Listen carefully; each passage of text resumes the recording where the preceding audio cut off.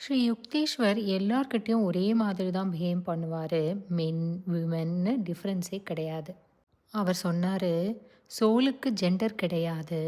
நீ தூங்கும்போது ஆணா பெண்ணான்னு தெரியுமா, அது ஒரு ரோல் தான் ப்ளே பண்ணுதுன்னாரு. ஒரு நாள் யோகானந்தர் கேட்டார், ஏன் சில செயின்ஸ் உமனை ப்ளேம் பண்ணுறாங்கன்னு. அதுக்கு குரு காமா சொன்னார், அது அவங்க ப்ராப்ளம். செல்ஃப் கண்ட்ரோல் இல்லைன்னா அதர்ஸை தான் ப்ளேம் பண்ணுவோன்னாரு. அப்புறம் அவர் சொன்னார், டிசையர் ராங் கிடையாது, ஆனால் அதுக்கு லிமிட் இருக்கணும். ஹங்கர் மாதிரி இதுக்கும் ஒரு நேச்சுரல் பர்பஸ் இருக்குது, ஆனால் ஓவராக யூஸ் பண்ணினா ப்ராப்ளம் தான். டெய்லி டிசையர்ஸ் உன்னோட எனர்ஜியை குறைக்கும். உன் லைஃப் ஒரு ரிசர்வாயர் மாதிரி. லீக் ஆனால் ஸ்ட்ரென்த்து போயிடும். லயன் மாதிரி இரு, உன்னுடைய ஐம்புலன்களும் உன்னைய கண்ட்ரோல் பண்ணக்கூடாதுன்னாரு. யோகானந்தர் ஒரு இன்சிடெண்ட் பார்க்குறாரு. குருவோட அம்மா அவர்கிட்ட ஆர்கியூ பண்ணுறாங்க. ஆனால் குரு எக்ஸ்பிளைன் பண்ண ட்ரை பண்ணுறாரு. ஆனால் அம்மா கேட்கல.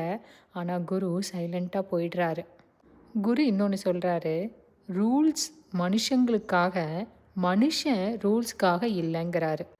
அப்போ தான் புரிஞ்சது, ஸ்பிரிச்சுவாலிட்டினா எஸ்கேப் இல்லை, பேலன்ஸ்.